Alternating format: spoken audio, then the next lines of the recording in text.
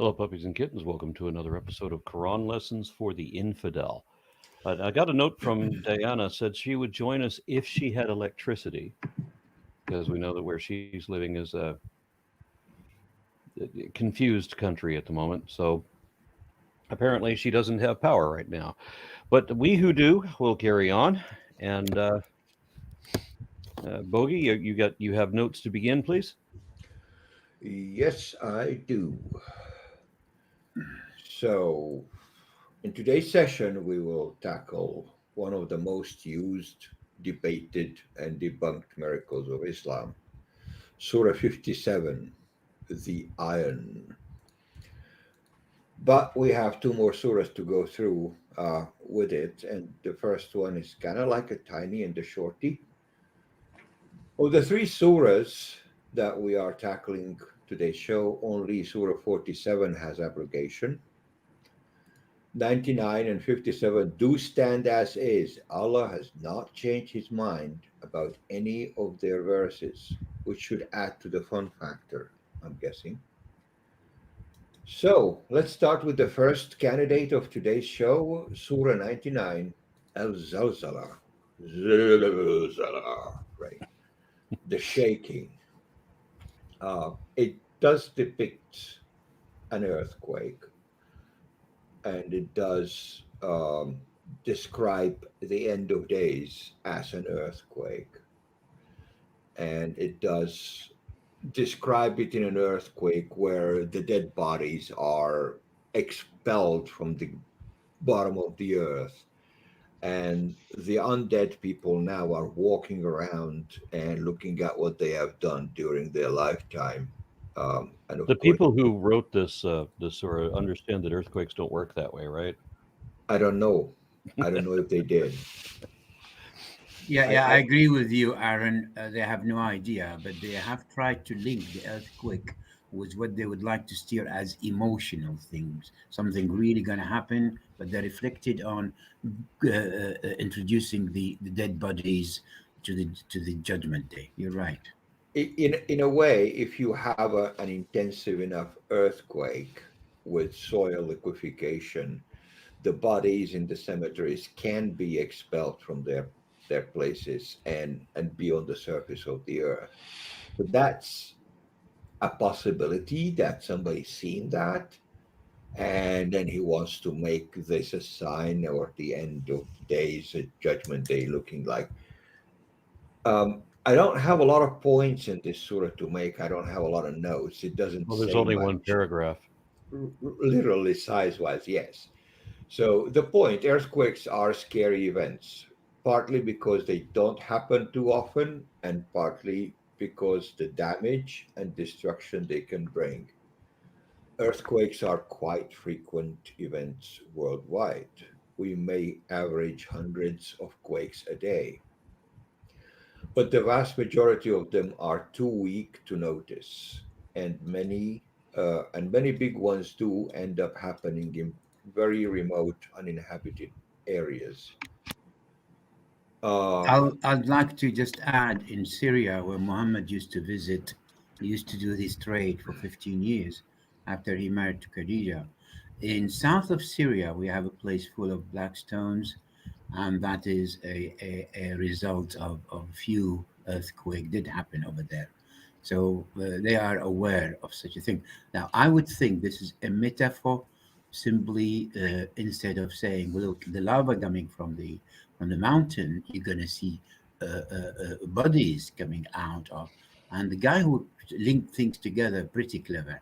It's a very metaphor to bring such a emotional effect on people who do not believe in the doomsday.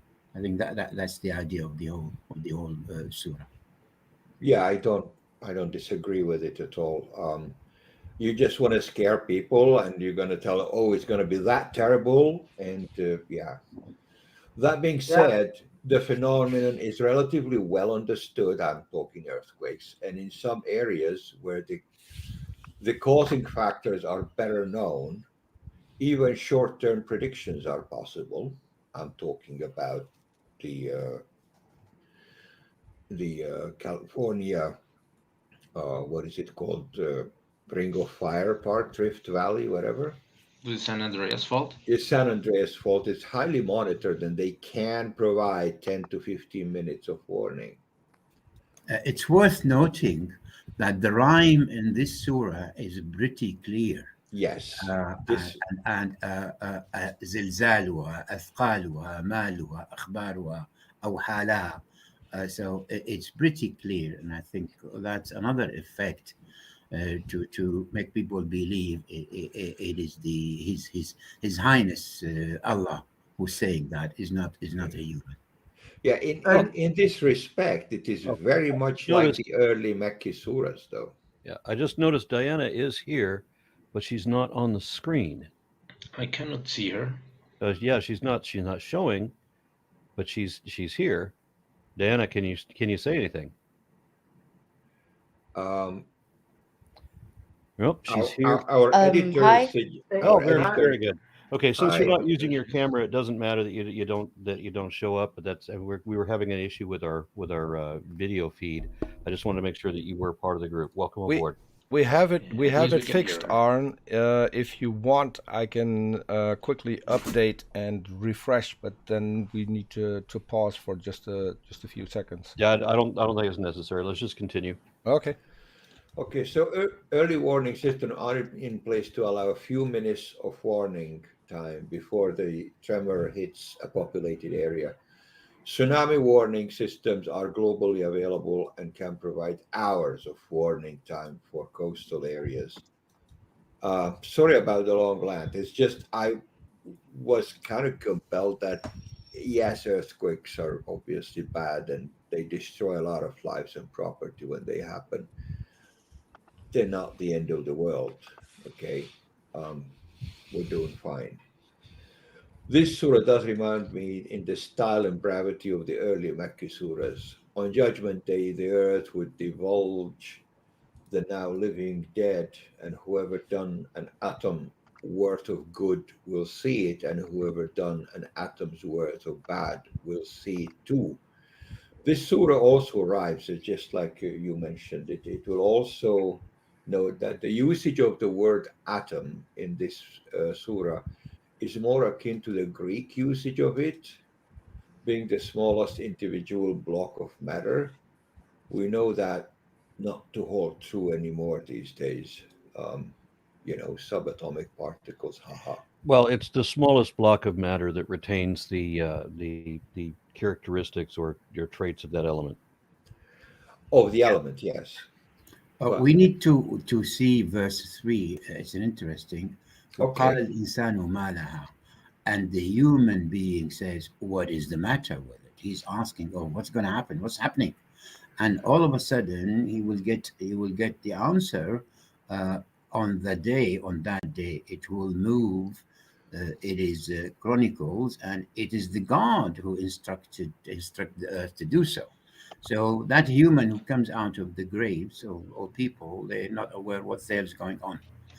And then they will be notified. I don't know who will tell them, it has been received. The earth had received instruction from Allah to do so. So that's what's more like tectonic plates and subduction zones, and maybe a volcano trying to do some erupting, usually causes tremors in the area.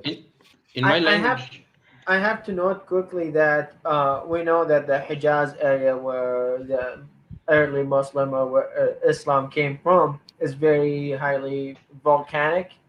And even at the time of Umar, who is the second caliph, Medina was covered with lava that they had to evacuate the city. There's multiple eruptions that happens, and there's a lot of quakes, little ones, not very major ones, but a lot of them happening. So the idea of having a quake, an earthquake, it wasn't a strange one, but it's the quake is the biggest one, is the final one. It's kind of the scariest one, And of course it is. Yeah, of course. And then when the human asks what's going on, the earth will reply and talks and says that Allah is talking, that like the God have ordered it to do so. Um, so, in one way or another, here we see the Quran claiming that Earth, the globe we live on, or this flat surface, according to the model of the Quran, is awake and conscious and could talk, but is forbidden at that until that time. So So, Muhammad believes in Gaia. in some sort of it, yes. Well, So in that's the thing. If you read the Hadith and you read the Quran, you have this image that almost everything is conscious and awake. It just not allowed to talk to human being. It's kind of given us the silent treatment because we know in some Hadith that Muhammad used to walk down the valleys and rocks will greet him and trees will say, "Praise be upon you, Prophet of Allah," and even before he became a messenger. So stuff like this will happen. like in a fable. Exactly like in a fable. Like in a fable. Um, Yeah, but also, Hi. sorry. Hey, Also, Diana. hi, Hi, Dana. you can hear me. Okay, it's okay. Mhm. yes. Yeah, Yeah, okay. also, we Go need ahead. to I'm to just checking. notice. Can you make and see me? Oh, we can hear you. Yes, hi, Dana. Yeah. I said also we can notice that Okay. the heaven and earth can talk to Allah when He offered them the trust, and they denied it. They said, "Well, we're going to have it. It's too much for us," and He gave it to the human, which is he was ignorant as well as unfair. So that's worthwhile to note that heaven and earth can talk to Allah directly. They may not be able to talk to the human, but they are very much capable of talking and conversing with Allah when He offered them the trust. Also to note, like the whole area of the Red Sea, all the way up to, well, the northern parts of it, is part of the African Rift Valley, which is highly volcanically active, and it is coming apart. The tectonic plates are coming apart. So this whole African Rift Valley is actually an extension of this area. Um, and they would have been abundantly familiar with earthquakes and volcanic activity there as well. Not all the time, because it doesn't happen all the time, but when it does, it is a place where it does happen. It's funny how Muhammad takes any single natural event that he can find that scares people and amplifies it to make it scare people even more. Another example would be solar eclipses, right? Do you remember there was a solar eclipse that happened in Muhammad's time? And Muhammad himself was running scared. And he's like, oh, just before the end of times, there'll be another big one. But Right. Um, don't tell that to the Californians. Well, this verse, we have been taught s- this verse we have learned it by heart since we were children, and all it made me think about is Armageddon. So when I watched Armageddon in 2020, I just remembered this verse. I used to have nightmares about the earth like dying and we are all dead because of this surah. So great childhood. Yeah. Yep. Yeah. Yep, yep. Yep. Didn't Muhammad say that the eclipse was going to be a sign of the end times before he saw an eclipse? Because he also said that the sun and the moon could not catch up to each other. Well, he does say that the sun and the moon cannot catch up to each other. Yep. So how do you explain an eclipse then? Uh, End of the world. That would be the Imagine, only answer. So he sees an Yeah, eclipse. Now what's he going to do? it's all broken now. that's It's devil it's a work. reminder. It's that Remind. God will remind you that I could do it whenever I want to. Yeah. But I think that's why we have. I think that's why we have prayers for the eclipse and lunar and sun eclipse and earthquakes. We have prayers for every catastrophic natural event because of that. Because we're afraid of that's gonna be signs of Armageddon. To have praise for every single natural event. Yeah, Yes. funny Funny you don't have a I prayer don't for know the if earthquake, at though. least us Shia, we have all these prayers. I just love the Yeah. concept of the earth answering questions, and that the earth and the heavens were given an offer and they had to respond. The earth and the heavens in the Muslim tradition, we're talking about real estate is talking. Yeah. Mhm. Your house is going to tell you, hey, my basement is cracked. You should check it. Literally. It, it is funnier. It's like that earth and heaven. It's during this life. So today, earth where we're sitting is hearing and listening to everyone and what's going on. So there's a hadith talks if you pray in a place, that place will remember that you prayed in it, and in final day will be like, yeah, I saw him praying at that time in here, and the heaven will remember you when you pray because it will see you too when you're praying. So it's gonna testify and stuff like this. And there's another one that I love is, one of the reasons that when they do call for prayers, they try to have it as high as possible is there's another hadith that talks about the furthest your voice goes, everything in that vicinity from rocks to trees will testify for you that you called for the prayer. So that's more extra people testifying for you. So claiming that everything is conscious Extra reps. is it's a Quranic Islamic belief that almost everything is conscious. There's almost nothing with no conscious. Yeah, The the more, and the Bible more says- witnesses you have, the better you are on that day. yeah, You Yeah. need together witnesses, as many as you can. the Bible says that the rocks and stones will praise Jesus because apparently rocks are Christian, and of course the Quran says the rocks are Muslim. But they call me crazy for saying no, rocks are atheist. When I was Muslim, I used to greet trees when I walked. I used to be like, "Hi." I used to greet the dead people and say, "You are the first, and we are the second." We got Oh, a yeah, question I want to pose. This is from Yeah. Jojo Freelancer. We still. Yes. What? Yeah, go ahead. Go ahead. Jojo ahead. Freelancer KUP RN Rod. Did you guys read all the Sunni Hadith, and did you guys read the Torah and the Gospels? Heck no. I read the Gospels. And about the Sunni hadith, that's huge. Yeah. Yeah. And the Hebrew Bible, but I don't think anybody's read all the Hadiths. No, and to be honest with you, I don't even trust anyone because the amount of exegesis is for the hadith and the amount of hadith that we have, you cannot, like, you could read it, but I don't think any one person could understand the whole thing without dedicating 20-30 years into learning it. And beyond that, at that point, you already wasted your life learning something that might or might not be true.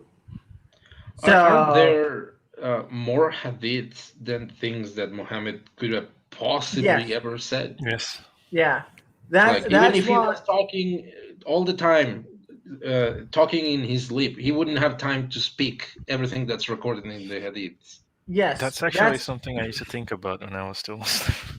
Yeah, Yeah, it's that- reading all the hadith is basically wasting your time. There is Now, there is no way he said all of that. There is no way he said 1% of that. And it wouldn't I have have a- mattered. And it wouldn't have mattered because when the hadith was even first collected, 300 years have passed since his death. So can you remember something that was said by a leader or a ruler 300 years later? Heck, 20 years later. Can you tell me something that the American president George Bush said during his 8 years of presidency? I Can can you- tell you, yeah, I- you are I know. either with us or against us. Right, but like something unique and That- meaning. I mean, I'm not going to say meaningful because the guy was short on meaning. And we have So how do we have to mention also to mention that there are hadiths and counter hadiths. So like there's a huge conflict between Shia and Sunni. There's a hadith that Muhammad is giving the religion or to be spread by the Sahaba, and there's another hadith for Sunnah that all this is Ali has inherited it. So there's hadith and counter hadith, and you have no idea who to believe except if you belong to this sect of Islam.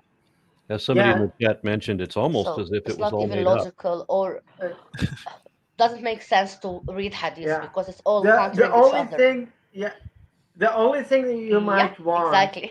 in the hadith realm is when you, because the Quran is the basic text for Islam, but the Quran have a lot of references and hints and comments about stuff. Maybe just go read what the Quran is referencing at that time to understand it more. Beyond that, you are totally wasting your time. Like No, no. it's really wasting your time reading all the hadith, because there's stuff about between what side you should be sleeping on to the what which way you should be facing when you go to the bathroom. There is a lot of stuff. How Like you should seriously, sit on the ground. yeah, which way you should be facing when you're taking it down, to which side you sleep on, to what hand you eat with, and what do you eat, and how. Like there is a lot of things to waste your time on. If you're retired and you have a lot of free time, go Yes. ahead. Let me interest you And with that's one of the. why Yeah, sorry. Yes, Dana, go ahead. Shia have found a resolution for that.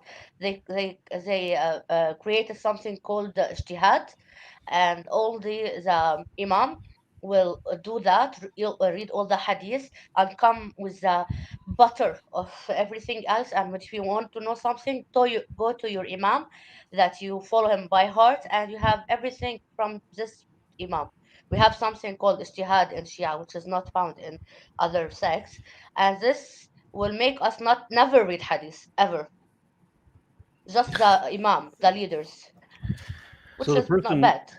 the person who asked us that question had a follow up, and I want to address that. He says I this is Jojo Freelancer KUP says, I mean, if you read the Hadith, it is almost similar to the Bible. That's why I don't believe there was a prophet Muhammad in Mecca. Maybe in another place, maybe Petra or Nabashi in Arabic, maybe. Now, I've heard also that maybe all of this was supposed, or that some of this was supposed to be happening in Petra instead of some of the places the Quran mentions. But I don't think that the panel would agree. I mean, would you guys say? I mean, are we convinced that there was Yeah, a Muhammad at all?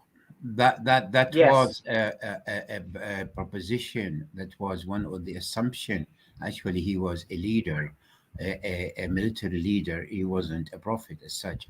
The other things put on the table, he was originated in Petra, which is in Jordan, and then all of a sudden everything moved to Shibh Jazeera.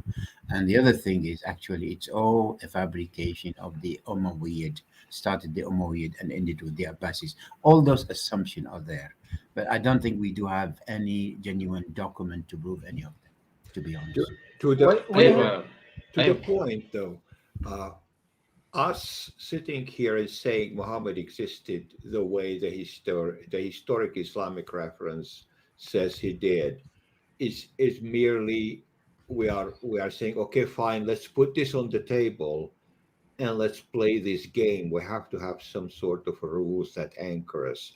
We're going to take it that Muhammad exists. Exactly. If That's the you're going to assumption. have your doubts, totally welcome to have your doubts. I have my doubts. I'm pretty sure everyone on this panel has their doubts about it. That's not the point. If you are going to talk to a Muslim, you have to talk to a Muslim on the basis that Muhammad exists, right? Correct. Otherwise, you're not going to talk to that Muslim. I So, agree. yeah. Here's Aaron, another thing that could there's have an been amazing super chat. You have to read it. I'm sorry. Go ahead, Diane. Yeah, super chat. This is Habibi for €5. Said because of your arguments, my I'm family saying there's stopped. an amazing super chat. You have to What? read it. That's what I'm. Am I not reading the right one? No, it's there's a big lag with Diana. Oh, is that what it is? Okay. So there's a delay. All right. So Habibi says for €5, thank you. Because of your arguments, my family stopped nagging me with Muslim chores. Thanks very much. And they started to learn more and doubt. Outstanding. Oh, oh, Yay! There's Yeah. there's something I want to mention. This, what was that? She was talking to somebody else. Oh, yeah. okay. Well, one thing, this is another possibility when you guys were talking about Muhammad, is that the Muhammad that left Medina and started raiding caravans may not have been the same that came back, and the one that went into this night journey might even be yet another character. So that's my personal take on it. Um, Yeah, but as to what a couple of other people have already said, whether Muhammad existed as a person or not is largely irrelevant, I think.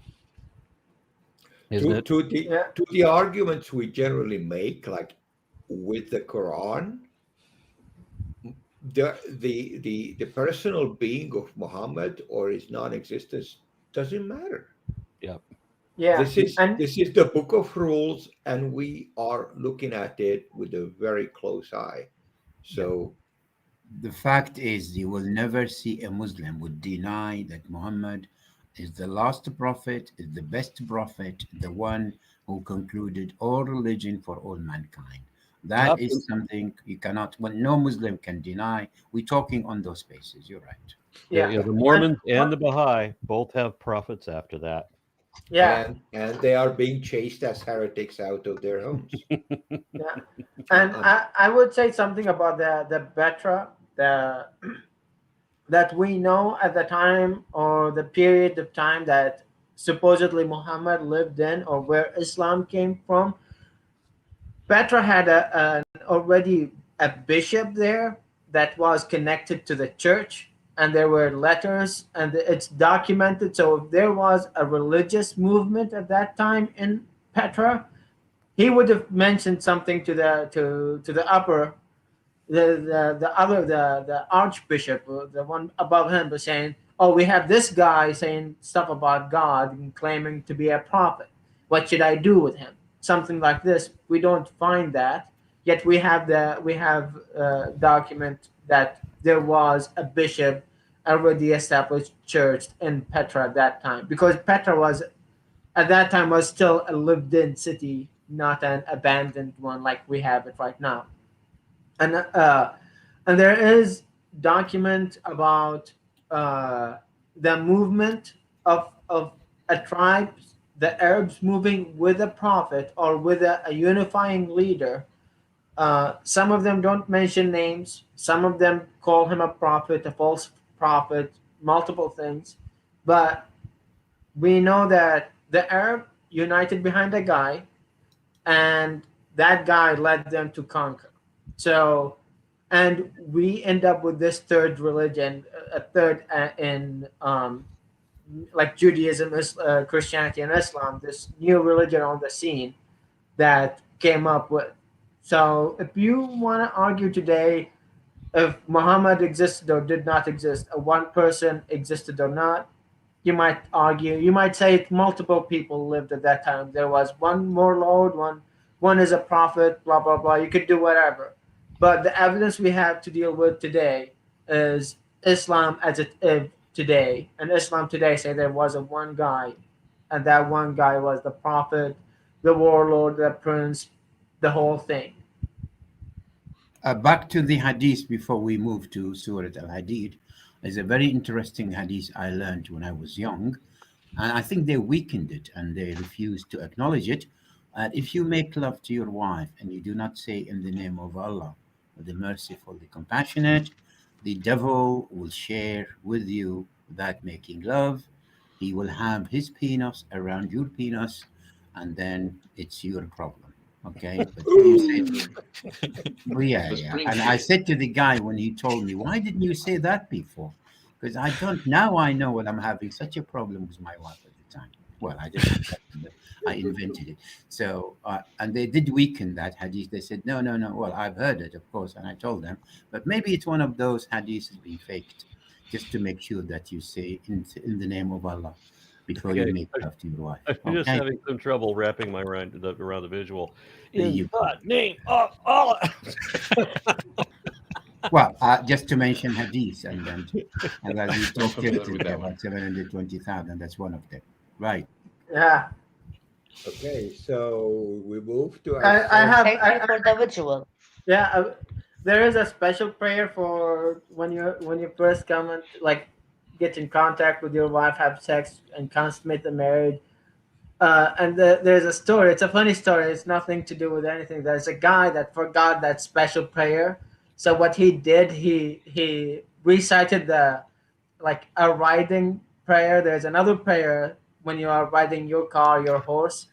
So he recited the riding prayer when he came on top of his wife. So he was riding his wife.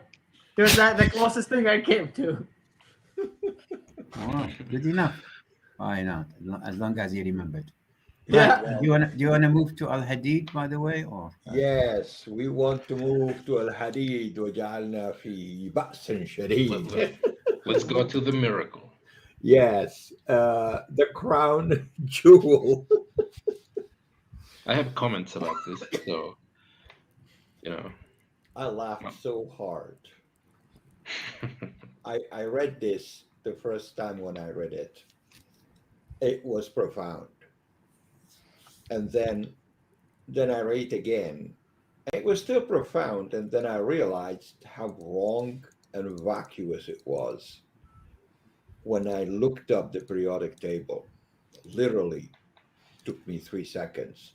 Looked it up, and I was going like, what is this all about? Anyways, so this chapter has very little to add to the conversation apart from the quixotic miracle claim that it bears. Literally, the whole chapter is usual stuff. We've seen it before. And yes, Phil Helens nailed this one 15 years ago. And he was not alone. Many atheists have had a go at it because why don't you? Please. Including apostate prophet, but I will delve into it later. A single note I managed to scrape up here 5720.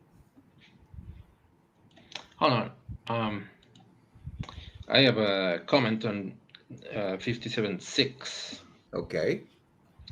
because I have been told this is another. No, it's not the one we're going for, but it's another miracle of the Quran, where it says that the earth is round when at the time it was believed to be flat, which I find it hard to believe given what the Greeks did.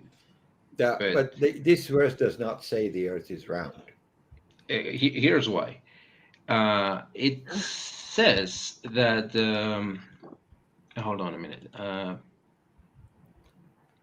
The night penetrates No. into the day. No, that's not what it says. He's reading it in Spanish, so he'll I know, translate. and that's why I know he's reading I'm the translating translation. to English as best as I can because Yes. penetrates into the night, and the night penetrates into the day, Yeah. and the yulihu, it was the Arabic word. It implies a progressive or gradual thing that is not possible if the earth was flat. These are my notes. Right. So the word Which yulihu, Ulich. I hope I'm not Ulich. butchering it too much, Ulich. implies that it's round. Okay, so Ulich references a walaj, somebody who's doing the act. Allah claims it to himself to merge the night into the day and to merge the day into this is not the day and the night doing it on their own. This is Allah actually pouring the night into the day and then pouring the day into the night, okay, and merging them together. So Yes, In and it's like Islamic going in a theology, narrow it's space. Allah who makes the shadows. It's Allah who makes the light, Yes, and the sun has nothing to do with it. Okay, it's like he a does puzzling. Put a puzzle together. right. And So just one in thing, there's a that, super chat, and I think we have to answer it. Okay, so this is from Mortanius for €5. Is it true that Shias believe the Quran is incomplete, that the full Quran is 3 times longer and is kept in a cave by the final Imam? I can answer yeah, that. I No, can answer that. Sorry. No, no, that's not that assumption has no ground at all. As far as all Muslims, no. and it is completed, but we may have another Quran somewhere. We have more than one Quran, which is different text, and that's not been revealed yet. They're claiming there's another Quran when Uthman has burnt all the copies of the Quran, left one, which is, as far as he's concerned, is the most correct and the most accurate when he gathered it together. But no, that claim is a matter an assumption. I've never heard it. I think, as far as Muslim concerned, that the Quran is complete. They varies in the verses. Some of them add maybe 10 to 15 different verses in the matter of reading it. There are 4,236. Some of them said that 4,226. So that's my answer. yeah. So this verse 57:6 doesn't say the earth is round at all. In fact, It it doesn't it say that, but it, the, it the re-cements argument. it re-cements the previous claim in the Quran that Allah makes the day and the night happen, and that the moon and the sun have literally nothing to do with it. He actually makes the shadows on the So, ground.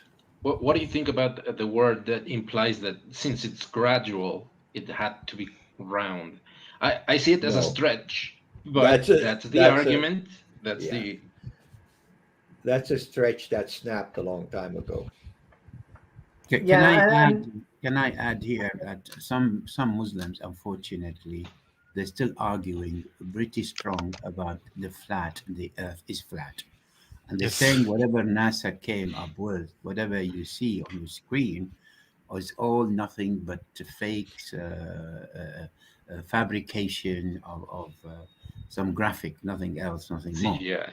But they still, and I've seen a huge amount of people do believe, because some of these verses in the Quran refer to the flat earth. Okay, but that's nothing to do with emerging the night and the day, and this different story altogether. This particular verse here, what God's saying, it's one of his miracle that he would really show you the day and night, the way it's part of his almighty event that make on that earth, which is obviously they have no idea there is sun, the earth rotates, and that's we get the day and night and the light and the darkness. They have absolutely no idea of that at that time. So this is the conflict here, the huge conflict. Yeah. yeah, I would say one thing that in the Middle Ages there were a lot of love for poetry, which is even more profound than the Quran itself. That they a lot of the scholars at that time wrote poetry, long poetry, to explain the or to teach the religion in simple way. And it comes to mind, there's one very well known one that, like, among someone who studied the Quran or studied Islam in that term, it's called the Nuniyat al-Qahtani, which he lived in Spain, in Al-Andalus at that time. And he one of the things that he argued, that the earth is flat no matter what they say. And he talked, and it's like 100% that's what he believed in. And don't listen to the philosophers and other things that he was talking about. For some reason it comes to my mind, a scholar of that time arguing exactly against what some apologists today will argue, that the Quran is saying it's wrong. So Muslim themselves cannot agree if it's flat or not flat. And this Quran is totally clear, have no misconceptions, and you don't need to argue about.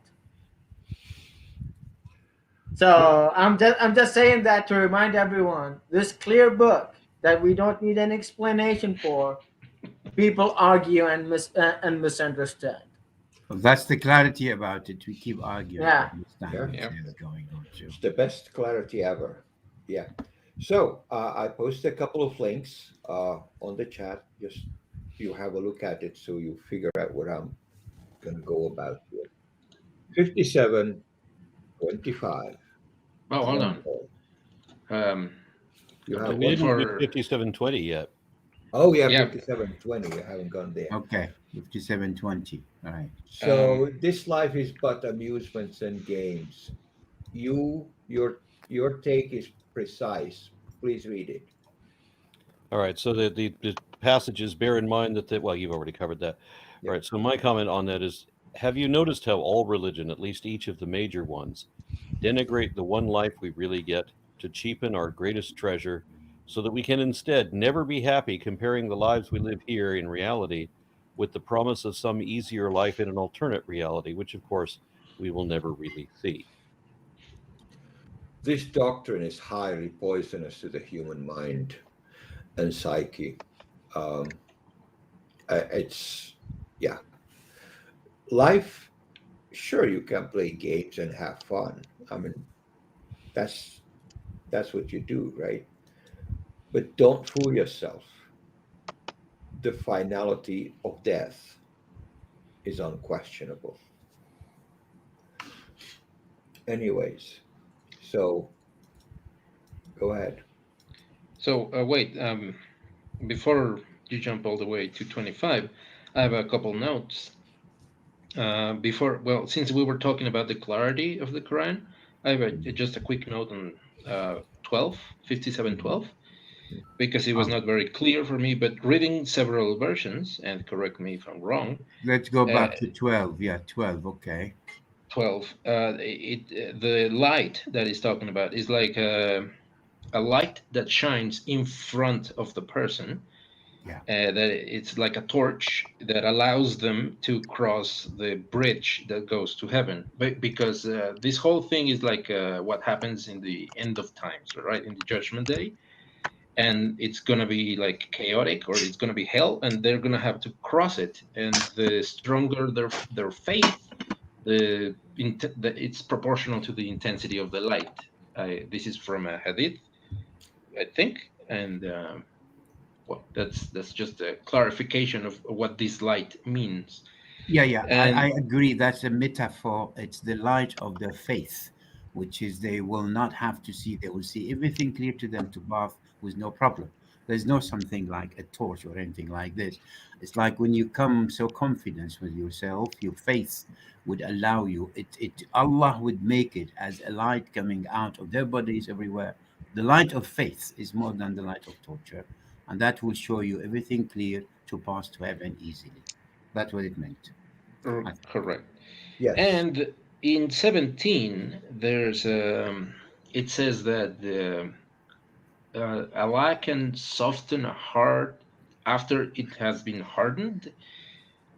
Isn't this like a contradiction or something? Because it keeps saying that unbelievers have their hearts hardened, but now it says that He's able to soften the heart. Sorry, 17 says, know that Allah revived the earth after its death. That's It's what 16 and 17 17. I think Oh, that's sorry. what he means. I'm Which one going you for the referring to? Sahih International. We have made clear to you the signs.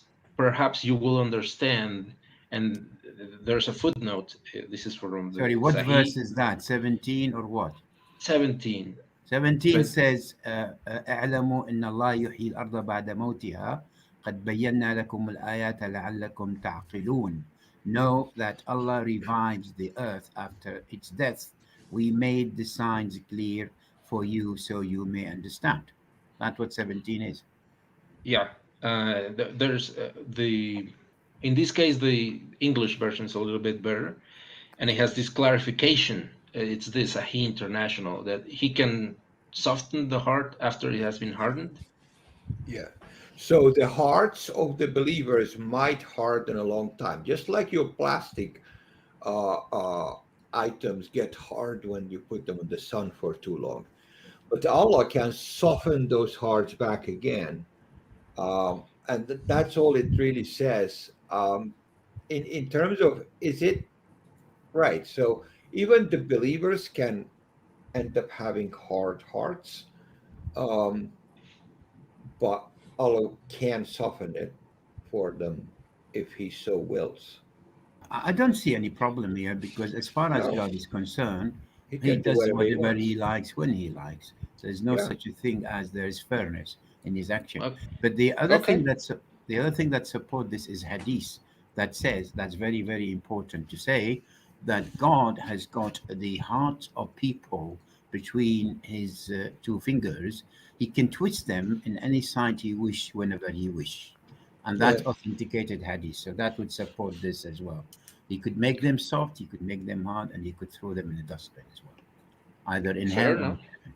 Okay. It's always, it reminds me when you're sitting in a classroom and the teacher is rambling about something and you're sitting there twirling a little pencil or a pen. That's exactly what God does with people's belief and heart. So whenever you want to believe, He'll twist you to one side. If you want you to not believe, He'll throw you the other way. Yeah, By the way, I'm not worried about my heart being hard. I'm kind of concerned about it being cold and black, but that's not a big deal. Oh. but by the way, Talal, maybe perhaps you or Bogi know how do hadiths get authenticated? This is something that was asked. It was a very good question during your interview yesterday. Yeah, I'll be happy to answer that. Now we have two, and both of them absolutely ridiculous. It's saying by descending of receiving it from crowd through crowd, and that crowd cannot tell lies because not only one person who's telling us, it's a crowd of people, and that called tawatur.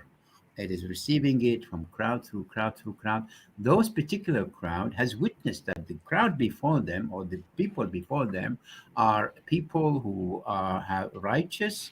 They have never told lies. They've been witnessed to be good, and people we can justify that whatever they say, they never said anything but the truth. And that the assumption we take that those hadiths received to us are genuine and well said and exactly as Muhammad said them. Now the other thing they goes that they have selected, they've believed in the six imams, six hadith teller or narrators they call them, which is Muslim, Bukhari, Tirmizi, Abu Dawood, Muwatta Malik, who is the fourth, and Nasai. These the six people. Anything comes through them, it is more or less sacred because these people has dedicated their lives to do nothing but to collect hadith, to justify that hadith was received from a well-known people and good people, righteous people, and anything goes in their book. It is something we should believe and take without questioning. And those the people who selected around 4% of the 100% hadith received after Muhammad for around what 200 to 300 years, because the hadith start to be written after Muhammad died, documented, sorry, 200 years after his death. And al-Bukhari, as well as his student Muslims, start to do that 180, 190 years after Muhammad's death. So anything comes to that, it will be Sahih Muslim, Sahih al-Bukhari, Sahih al-Sittah, the six good Imam. But anything comes in their book, it'll be taken as a real, good, and well documented hadith. That's how we classify hadith. And hadith classified into four categories. First of all is the holy hadith that actually God has said, but through Muhammad. So we call that hadith al-Qudsi, the holy hadith. The second one is hadith sahih, which is authenticated, and that's what we believe Muhammad said well and truly. Second one is Hasan. Third one is Hasan. Okay, we can take in it, but not necessarily 100%. We can take as on the surface of its meaning.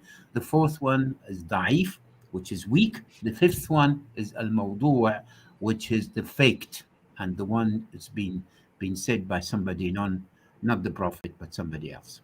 These the five group. Okay. I've got And another that super chat I should read. This is from Ayman Zabishi, and this is 200 DZD, whatever a DZD is. Somebody help me with that. It says, No Ayah idea. 31:10, Allah created the sky without pillars. Allah can do whatever He wants. Yeah. How do you make the sky without pillars? I mean, what holds it up? If you read it in Arabic, it says that Allah created the sky without pillars that you see. So there might be some pillars that you don't see. Correct. Aha! Yeah. Gotcha. Without that you cannot see. There are invisible pillars. That is They're the probably in yeah. Antarctica, right? Yeah, be Yeah. careful where you walk. You might run into one. It's an Yeah. air cushion. It's an air cushion. Again, it's the flat Earth. So if you're gonna put something on top of flat surface and you need the space between them, it's just like a table. You need pillars. You need something to stand to put another layer. So if Muslims trying to say that it's a round or globe Earth, well, the Quran says there is pillars. Why do you need pillars if it's not a flat surface you're building on top of?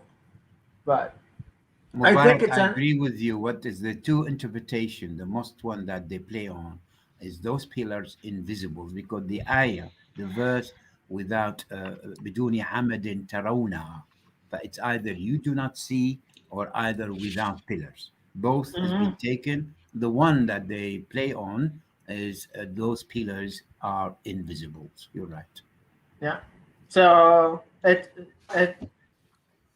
reminds. If you read the second half of that verse, we already talked about it in a previous episode because it's a surah that we already dealt with. But talks about putting the mountains as stabilizers of Earth, weights on the flat surface of Earth, so it doesn't move. Again, it's an understanding of the globe surface or understanding of this planet that we will.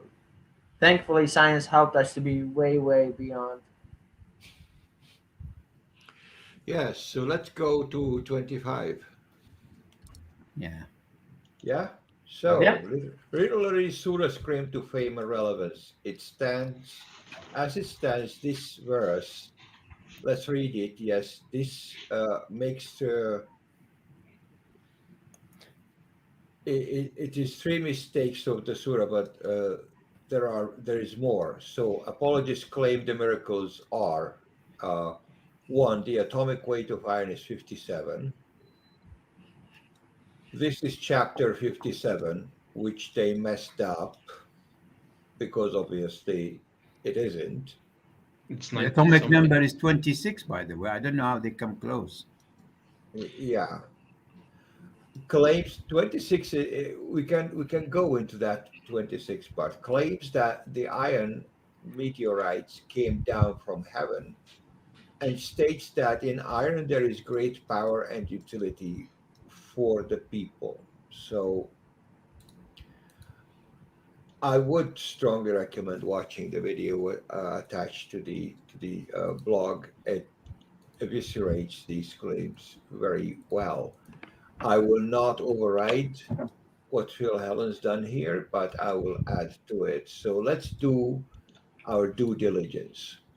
A, please watch the video, okay? Phil does an exquisite job with this, ridicules the ridiculous, and points out how absurd the claim of miracle this is.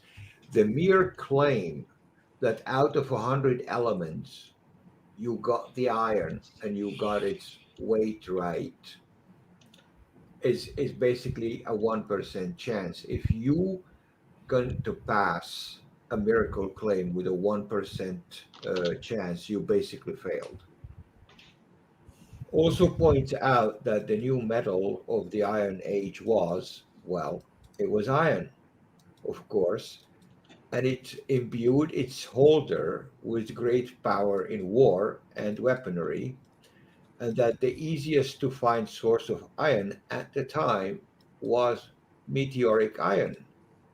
Needless to say, iron mining at the time has already been discovered, and industrial scale smelting was ongoing, primitive, but was happening at the very time this surah was promulgated. B, the atomic weight of iron is not 57, I know. That's a stomper. Check the links provided on the chat. It is 55.845 decimal. The 57 atomic weight iron only constitutes 2.12% of all the iron atoms. Only 2%. If this statement is true, it's only 2% correct. The majority of iron atoms weigh at 56, which is 91% of the iron atoms are 56 atoms, not 57. Also, iron has 7 known isotopes. Not all of them are stable. C. And only one of them is 57. Only The one other of them ones, is 57, and it only the other ones represents. aren't. The other ones aren't, because they wouldn't be an isotope if they were. As designating heaven as the source of iron, nothing special. All the atoms on this planet came from the primordial dust cloud swirling around the young sun, which coalesced from the very same cloud. And Well, not yes, all of them, but most of them. Almost all of them let's did say come we from Mars. found Oumuamua and we assume that it is not from this solar system, then yes, it might have originated in another primordial cloud and it ended up here somehow. Possible, very unlikely. Iron meteorites do fall from the sky, aka gravity, and then subsequently get picked up and placed in corners of important buildings or smelted into more useful stuff like swords, shields, and cooking pots. Right. Even like calcium, the calcium in our bones, that is formed in nucleosynthesis in Right. stars. It's So every element that you find on the planet has come from this primordial cloud, Yeah, it's aka interesting. Sorry, from the sky, right? Go ahead. it's interesting that to let people know where Muhammad picked up this idea from. So certain civilized people must have found some of these rocks came or meteorite Yes, came down, and Egyptians. they must have found something in It's it, and it's obviously, sorry, the yeah. news got round, and he picked it up and he said, "Oh God, that's excellent for me to put that we have bring down the iron for you and for Ancient in it." Egyptians All right. picked up the iron meteorites they found in the desert, considered it extremely valuable, and made ornamental knives And and you are. So that's it. It's then we know the source. We it know the is there. source. The iron is there. It's known to the Egyptians 4,000 years ago. Okay. And it was so rare, obviously, it was considered to be extremely valuable. We actually Yeah, dug but up. worthwhile to make the link between the two because Muhammad being so clever, he need to be It looking might for. have, It's not he his was, knowledge because I don't think he no, came it's that just, far. it just goes around that he hears it. Oh, that iron thing, it's very, very valuable, right? The Correct. point is, he is situated kind of like the beginning of the Iron Age, as we call it historically, where iron was discovered. Armies of the region were moving away from bronze weaponry and bronze shields and trying to get iron going because it's much better in battle. It's iron is much harder, it can contain an edge much longer, and it can be sharpened far better than bronze can. And in this case, yes, obviously, it it is strong and it imbues its holder with those powers. Aka, if I have a sharper sword that is harder than your shields, I'm gonna cut through your shield, right? It's just obvious. Miracle? No, this is just a harder metal that you happen to basically be toying with at the time. I think he should have said God may have brought down some gold because if the Arab or if Muhammad has a bit of knowledge of corrosion that makes the iron actually goes to pieces, he wouldn't have said that. I mean, no matter Yeah, how strong the iron, when it's exposed to the atmosphere, corrosion would eat it like a rot. Yeah, So he should have said gold. Yeah. If he said gold, it would have been much better. All right. yeah, but working with gold was actually quite prevalent at the time. It's much easier. It doesn't require such a high temperature to work with. And it, you pointed it out, it doesn't corrode. It was used as an ornament because otherwise it was useless. It was too soft to make weapons with it, but it didn't corrode and it kept on being shiny. So people use it as ornaments, right? He could have explained that in a much better way. Still the We gold, because in that, don't forget, balances in heaven are made of gold and silver, not from iron. Yeah, Okay, so right. we need to take that was into consideration. Yeah. yeah.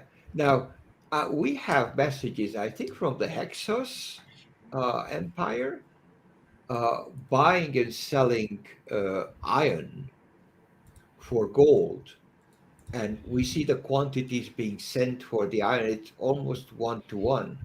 Like iron was valued at the price of gold at that point, and it was very high. And they wanted that because they wanted to arm the army with iron tools. Right. The price of minerals, it fluctuates. It depends on how rare it is and what's the demand. Right. Like at a point, copper was almost as valuable as gold. But I mean, it depends on a lot of factors. Yeah. At one point, the spices were as worthy as gram, a gram of spices as worthy as a gram of gold at one time. You're right. Yeah. Yeah. So I have a point about the iron. It's not just for the iron, like the actual physical iron.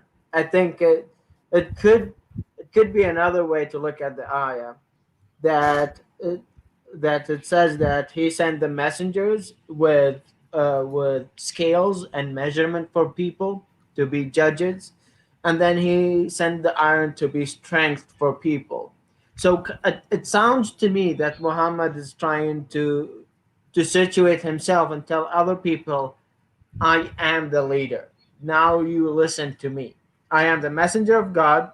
I am the judge amongst you, and I'm your Lord in battle.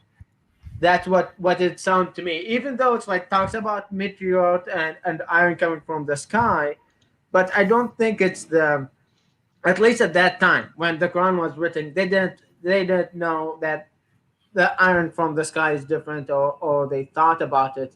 They know that you could take the stone that have some, you could make knives and swords out of, and armors, but at the same time they thought that it's strength. That's the main thing, that he used the strength that they could win against other enemies. So I think it's just Muhammad trying to tell people that I am the messenger, I have the judgment amongst you, and I have the strength and the manpower to conquer you. Listen and obey.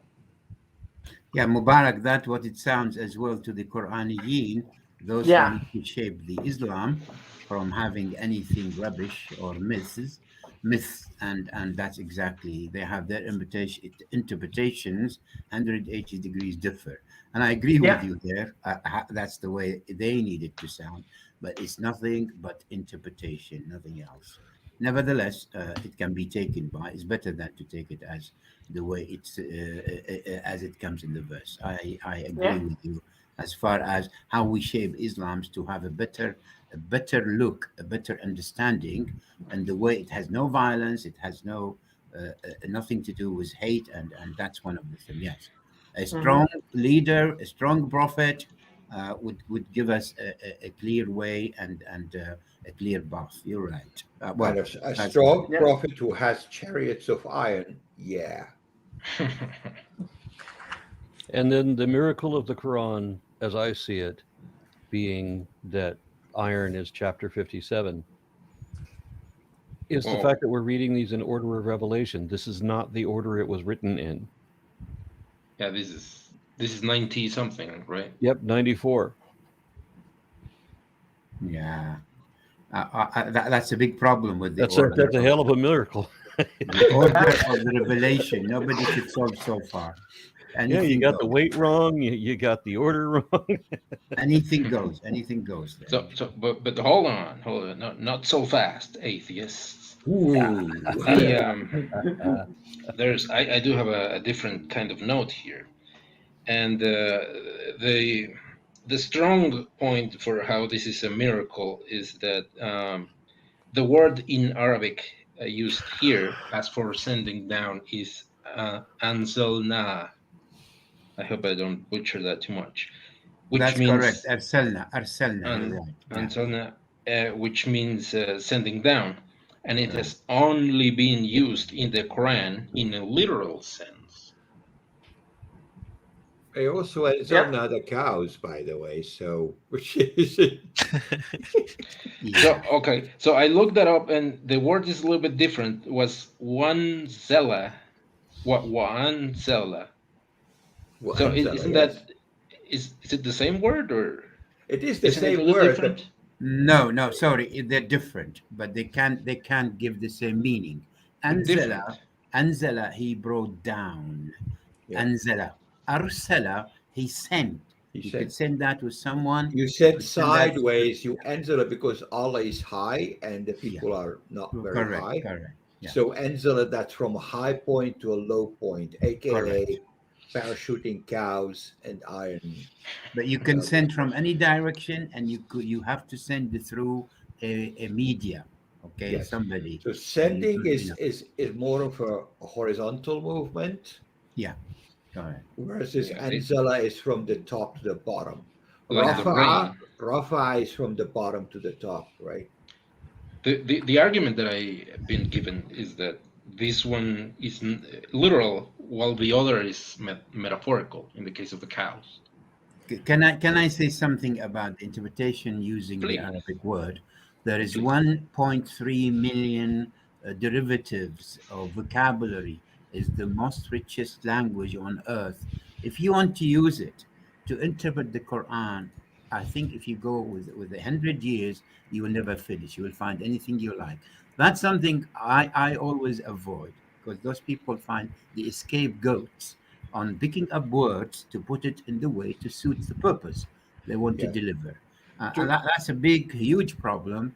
But at the same time, it's so ridiculous that it's really not worth to be discussed, because they pick up word, they come up with it, and they put it in a form to make you believe that is what Allah means, as they know better than Him, and they should have written the Quran, not Him.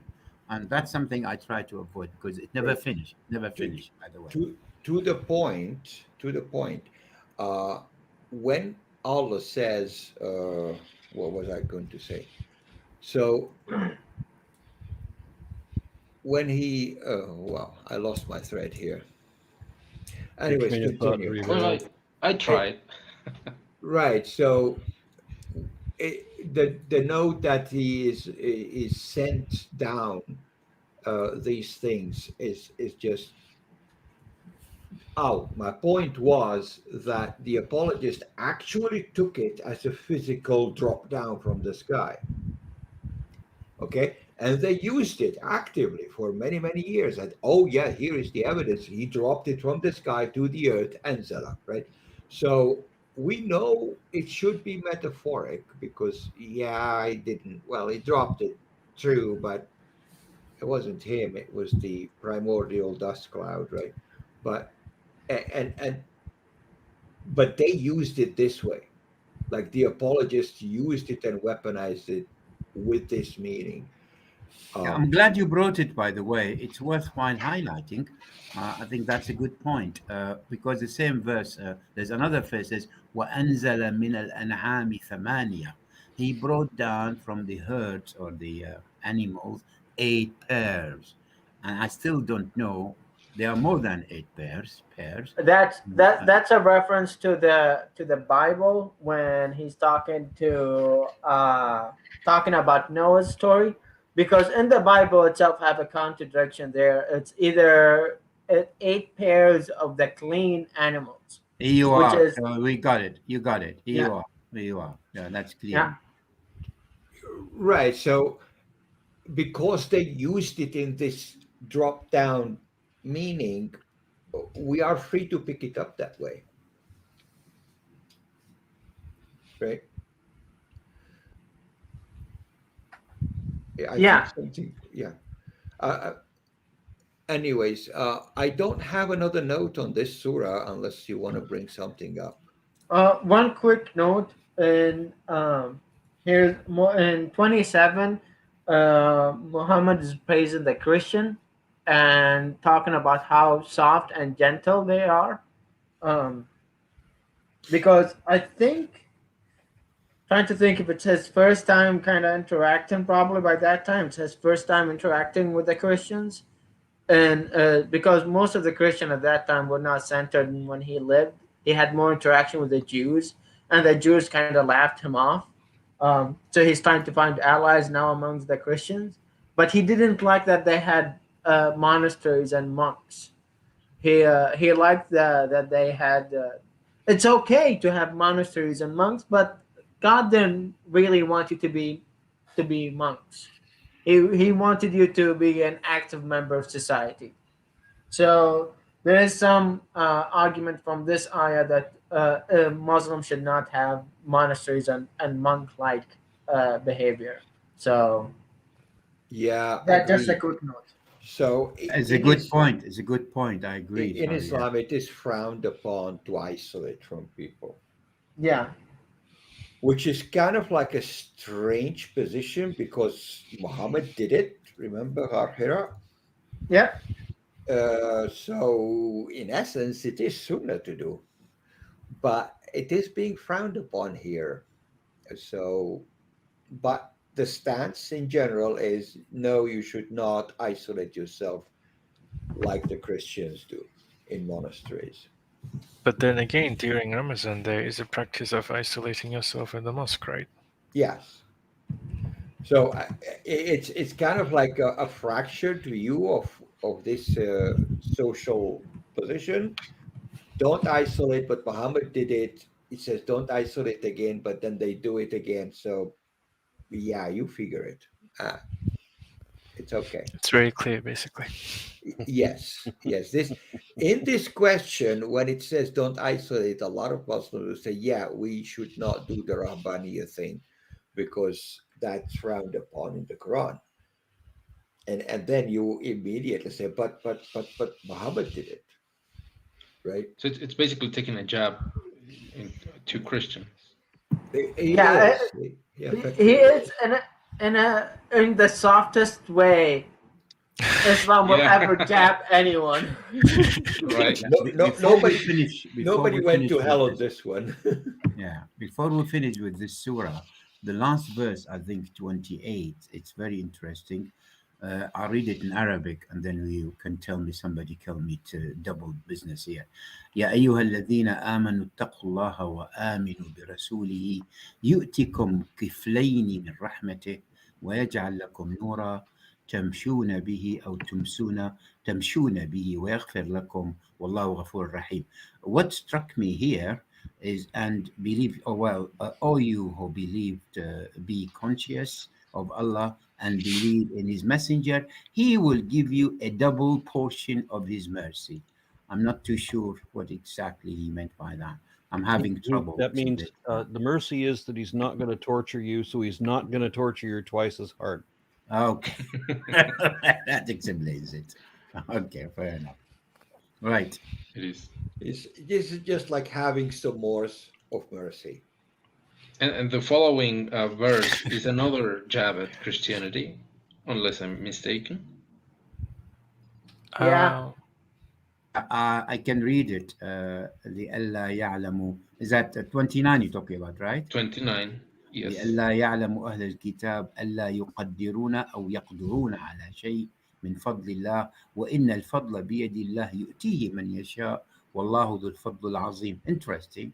So that the people of the scripture, that's what I've got here, may know that they have no control whatsoever over Allah's grace, and that all grace in the Allah's hand. He gives it to whomever he wills, and Allah has enormous grace. Is that what you meant? Yes, I was Mm. told this verse was used to criticize, on the one hand, the Jews because they think they're the chosen people, and on the other hand, the Christians, criticizing how they believe that accepting Jesus will grant them the grace of God. I think it's more of a criticism, if you want to take it, to the notion, the Christian notion that saints can intercess with God to improve a situation of some people on earth. I think he's taking a jab at that. No, you can't control the grace of God, even through tertiary means. I agree with that. It's all in his hand, and I think he gave it to Muhammad at the end. Okay, so he's the one who's got the everything you need is there. Yeah, I agree with that. If I Before may. we move on to the next one, there's a super chat that I should read. This is again from Mortanius. This is for €5. Thank you very much. Says, does the Quran advocate 3 or 5 prayers a day? I heard it's only 3. But I also heard Muhammad haggling with God for 5 prayers. Depends Yes. on Sunni or I can Shia. answer that if I may. Okay. Yeah. Well, when there is 3 stories to this. Oh, sorry, 3 points. The Quraniyin, which is the new version of the moderate Muslims, which says the Quran, they could believe in the Quran. They threw all the hadith away. They take the hadith as a content of something good or bad, but they do not obey and they do not abide by the hadith. So they go to the Quran and it says, in the Quran, we can read only morning, in the middle of the day, and the evening. So as far as we're concerned, the 3 time for the prayers, not 5. That's one thing. And there is 2 type of prayers: the movement prayers and the worshiping prayers. They come up with all sort of these new things to modernize so-called the old Islam. Okay, and the movement prayers, it's up to you how you do it. There's no necessarily things you do, but whether you do it or not, there's no big sin. But the worshiping prayers, where you feel God and you really believe in Him and you pray to Him, and that's again that's what matters.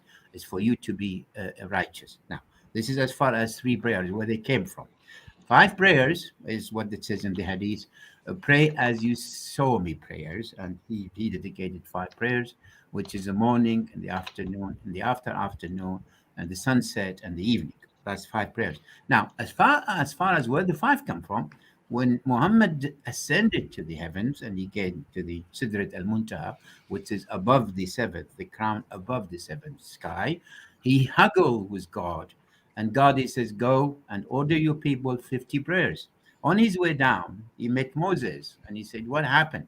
And he told him what happened. And one of the outstanding things he mentioned to them, to Moses, that God has given me 50 prayers. Moses says, oh, goodness. Look, I had my people and I did the same. They would not afford it. They cannot withstand it. Go back and make sure that that will be reduced. He kept coming back and up and down till it came from 50 to 5. That's where the 5 came from.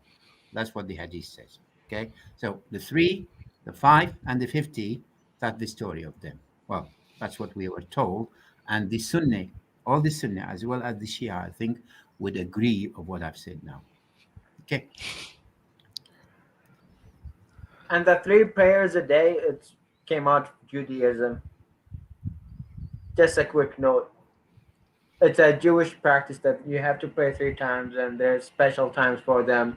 So Muslims here again taking something from another religion and claiming that it's their own. And if you ever see like some of the Jewish prayers, they have this similar movement. The movement of the prayer, there's some bowing and there's reading from the text, and it's very similar to the Islamic prayer.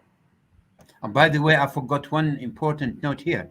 Muhammad and his followers claim how merciful God that during his visit to heaven, he was given 5 instead of 50. See how merciful God with us. Can you imagine? He ordered him 50 prayers.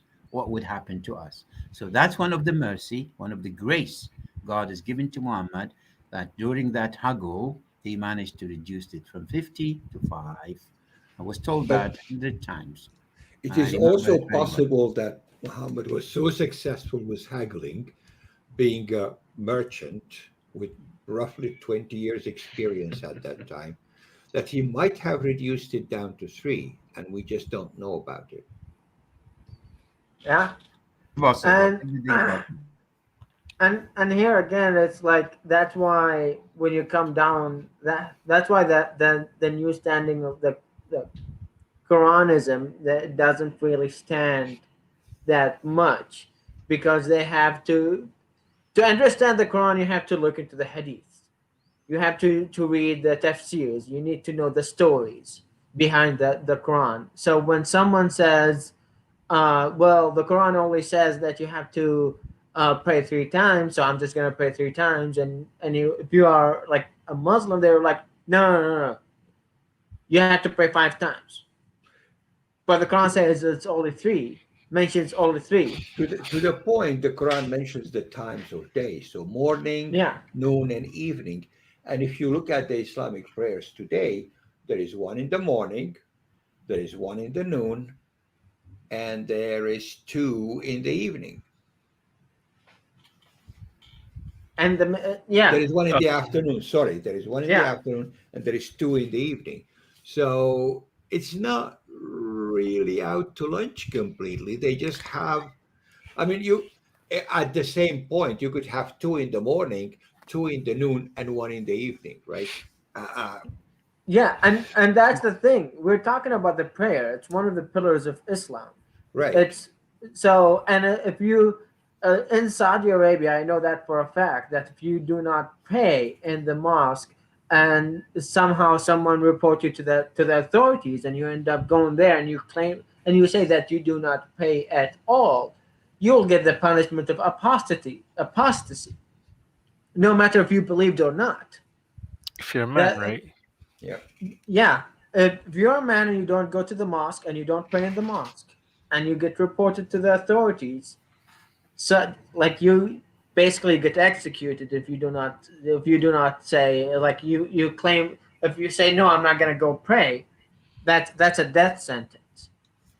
So Yeah, it's not a small thing in Islam. It's one of the major things in Islam, and the Quran and the Hadith confuse it. Yeah, there's one more thing Yeah. to add. Zarathustra himself, I think, to my knowledge, that the 5 prayers came from Zarathustra. Zarathustra had the 5 prayers, as well as the wudu, which is the washing before the prayer. So that's what I believe came from. Not really from the Jewish religion. It's a part- The three prayers a day is a Jewish practice. Oh yeah. I'm saying the 3 prayers, how they interpret it as, because the Quran is very specific mention morning, midday. He doesn't say the afternoon and the evening, and they took Yeah. that in the Quran as 3 It- prayers. It might have been that Muhammad initially mentioned 3 prayers, but then later on noticed that it's too similar to Jewish stuff, so changed it. Because there are many instances where many things in Islam are similar to Judaism, but then Muhammad tweaks it a little bit Correct. to make it a And he bit keeps different. saying, I need to be different. Even this Yeah. Saturday, he wouldn't take it as the Sabbath, so he choose Friday. You're absolutely Yeah, right. that's the reason why the call to prayer in Islam is not a bell or a whatever that Jews do. I don't remember. So But when yeah. is the Muslim Sabbath? Friday. Friday, yes. Okay. But since you brought it up like that, it's okay to work on Friday. It's okay to do things on Friday. So, unlike the Sabbath for the Jews, Muslims are perfectly fine being around and about on Fridays. It's tweaked, like Yes. you said. Okay, so if I But- understand this correctly, the Jews, it's Friday night to Saturday night, right? Or Yes. Friday evening until Saturday evening is the Sabbath. Is that right? Or Yes, or is it- and Yes. in Islam, it's the early from Thursday. early morning to about noon is when it's like the holiest time, till called the Jum'ah prayer. So that until that time, that is like the most sacred time where people get ready for the Jum'ah prayer, and they go and have their. That's where you have those major, big masjid and jami'as. They full, and there's always the Imam is gonna give a khutbah, which is like a preacher, or what they call it. Um, like he was gonna talk to the congregation and teach them of the day or whatever of the week, and then they will lead the prayer, and that's like the main thing. It's early Friday morning. It's another contradiction of the Jews, even though the in Islamic teaching, the day start at sunset. So when Ramadan start, it starts on the sunset of the day before. So it's like the Jewish. So Sabbath for the Jews starts on the sunset of Friday evening to Saturday, and it's the same thing for Muslims. So Friday starts at the sunset on Thursday, and end in the sunset on Friday. Well, I guess that Also- works better if you don't have a watch. Exactly. Yeah. That's why that's why the measurement of times prayer is based on shadows at the time of Muhammad in the place of Muhammad, not on any other watches. It's I've kind of got funny another too. super chat For to read. the. Oh, sorry. Sorry, Yeah. No, Turtle, I you go didn't ahead. mean to cut you off. Go ahead. It's kind of funny. For the Eid prayer, to calculate the time, you have to check how far above the sun is from the palm, from a date palm or something. because yeah, Muhammad taught everyone in the world have date palms. Like, So yeah. including the Muslims in the Antarctic. Exactly. Exactly. Whereas sometimes the sun doesn't set or doesn't rise. Right. So super chat is from Dan C, and it is 27.99 Canadian. Your What? sound is cutting off. I'm sorry, what? I think it's Canadian dollars, $27.99. Such egotistical maniac, full of himself, who requires people worshiping him all the time. Glad to be an atheist. We have noticed how narcissism seems to run rampant through all religion. Yep. I have a comment like that for a further ayah down the line. Okay. There's actually a hadith that says if you don't say peace be upon him every time you hear Muhammad's name, God, his angels, and Muhammad will curse you every time. Oh, that's a faked hadith. So let's be fair.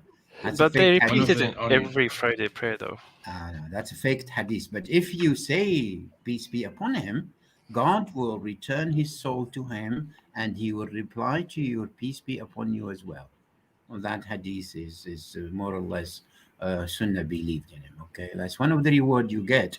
If every time you says and everyone says peace be upon him, God will return his soul in his grave to come alive for even 1 second and says, and you as well, and may God bless you, my good man. That's hadith.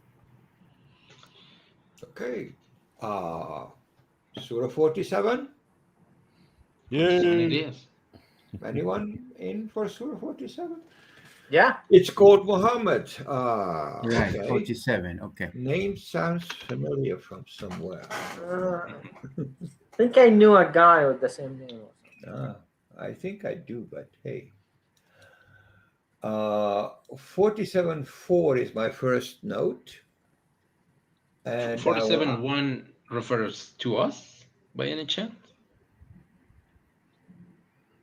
Yeah, I think so. Not by any chance. You are dead on. It's not by any chance. You are it's dead not on. by any chance. The reason I didn't have a note about it is because Aaron got it right, and it doesn't say much new to the subject. Yes, it's us. All right. He's talking. We're being talked about. Hey. Okay, so 47.4. Please read your notes. All right. 4 is when you meet the disbelievers in battle, strike them in the neck, and once they are defeated, bind any captives firmly. Later, you can release them by grace or by ransom until the toils of war have ended. That is the way. God would have defeated them. God would have defeated them himself if he had willed it, but his purpose is to test some of you by means of others. He will not let the deeds of those who are killed for his cause come to nothing. Yes. But he kind of did, didn't he? Would you imagine that this verse is abrogated by 9.5? Could it have Really? crossed your mind? Well, this one already doesn't sound very peaceful. But No, but you okay. know, it had a shortcoming. The It's actually hostilities can worse. come to an end after the war is over. Yeah, 9-5 alleviates that yeah. limitation. He could win the battle if he wanted to. There wouldn't even need to be a battle if he was a real god. But he's a No, vindictive prick who likes to play both sides of the chessboard, I and he think will. this verse is still stands. It has not been abrogated. Whoever Yeah, claimed this abrogation has been denied. That verse stands, but referring to those who really came to attack you. That's what the apologists always justify, and says that as far as we're concerned, that still stands, but it only applies for those who come to attack you. If you إذا لقيتم, and if you meet them when they're coming to attack you, that's how they interpret the verse. I don't think it's been abrogated, by the way, it's in the abrogation list. but it's not by all Muslims as such. It's 47-4, abrogated by 9-5. well, as was already pointed out, I think Anton mentioned this is already not very peaceful, Right. and Yes. so it kind of goes right along with 9-5, I think. Yeah, it's a pain in the neck already. It certainly is. It's actually I worse think when I you think what's the part that is abrogated is that it talks about when the war ends, Yeah, you yeah, could that's release them or you could ransom them. So now you don't have to release them. You could keep them or kill them, yeah, and you keep them as slaves or kill them. yeah, That's yeah. that's the part where it's It's changed. That abrogated. changed the ruling.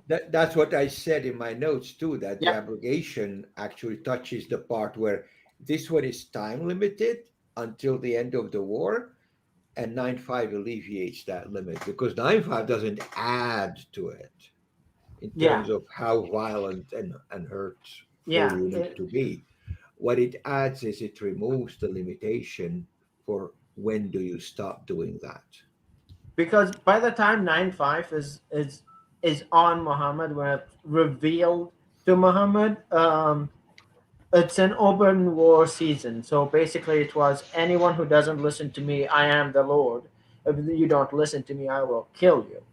So there is no peace time beyond that. So you're talking about an open season of warfare. Also, this verse was revealed just before Badr, as far as I'm aware. So the battle was taking place between family members. So where it says, "This is a test to some of you by means of others," he's referring to those people who will need to fight their family members, and he's telling them to strike them on the neck. It's a test of fate, basically. Like, do you follow Muhammad, or do you want It doesn't actually limit you to whom you do this. Anybody who does not believe is subject to this verse. Yes, for sure, but I mean, but yeah, Yeah, there is another ayah where it talks about you will not truly believe until you hate your family if they don't believe, and you have to fight them and kill them. So it is 100% a test of faith until it comes down to Muhammad's uncle, who he loved. He said, do not disturb the non-believer because you might hurt someone who believed in secret. We read about that earlier where it talks about that in another chapter. It's like, don't do that to my family, but you have to do it to your family. Your family, yes. when you place them in battle, kill them. When you see my uncle in battle, do not touch them, do not harm them. So it's a again double standard. Yeah, it's 100% Muhammad have his own special rules and uses the Quran to add to his own gains and benefits. Yay. My next Yeah. note is 15. Anyone has anything before Uh, I will talk about like quick about 10. that? Okay. And it talks about why don't people walk around and see the how God dealt with old people who have been there before them. It's represented to ruins that have been left behind in the land. We know in the like the Nabatean area and otherwise that there is a lot of ruins there. So Muhammad will see those empty buildings and claim most of them, if not all of them, have been punishment by God, and that's why people will not live there anymore. So Yeah. It's an empty threat.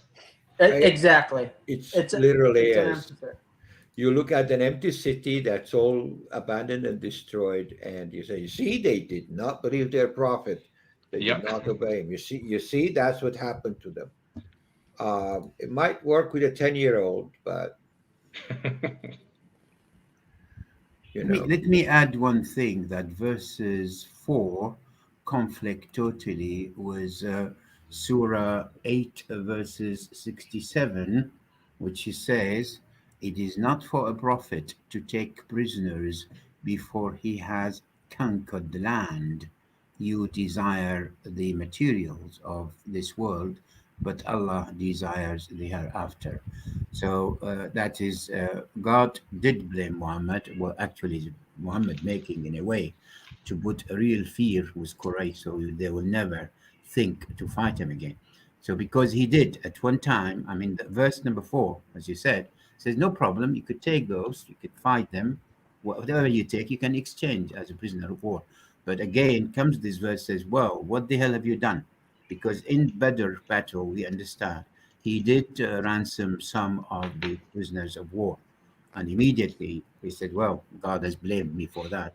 And be careful, if next time you did that, I will not spare any of you a prisoner of war. So there's a huge conflict here between the two verses. okay. So 15 it is. Oh, just a minute. I got to read a super chat, I think. This is from G Skeptic for £5. Afternoon, all.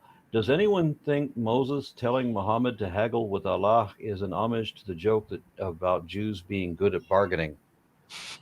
No, I don't No think that. comment. I think it's just an homage to Muhammad being a grizzled merchant, and he's good at haggling himself. Okay. I mean, haggle something down from 50 to 5 and maybe to 3. Yeah, that's Reminds hard. me of Sodom and Gomorrah. Wouldn't God have already known that Muhammad was going to haggle, so he could have just started at 5? Right. Right. No. He knew, but he want to show us that he understand Muhammad and he let him behave in his natural humanly way. That's the Oh, wisdom behind it, sir. You need to ouch. know, Of you need to course. understand the wisdom, because after what Allah does, every movement, every talk, everything Allah says has got wisdom behind it. Yeah, and We just just like don't understand. Yeah. yeah, just like how Aaron usually say, God likes to play chess with himself. So Does he and win? yeah, and sometimes he loses. How?